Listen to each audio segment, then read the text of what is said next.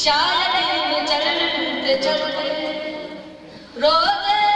तका गया मैं लब कुशा जो कुछ भी मांगना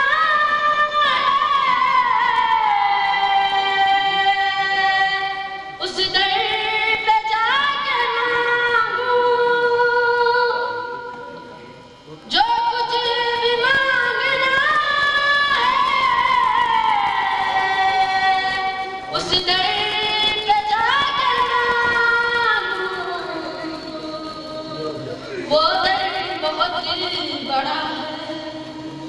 वो दर बहुत बड़ा है जिस दर का मैं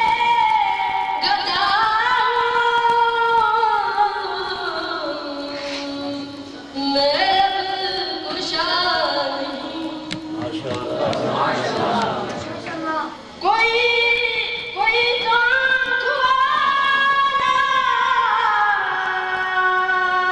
गुजरेगा इसी तरफ से कोई तो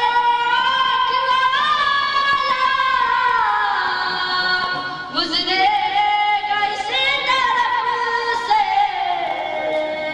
तैयबा के रास्ते पर तैयबा के रास्ते पर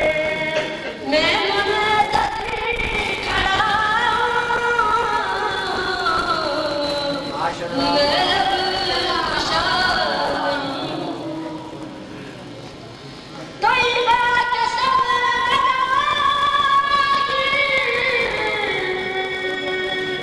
पहचानते पहचानते मुझको खबर नहीं थी कि मैं इस कदर बड़ा हूँ मैं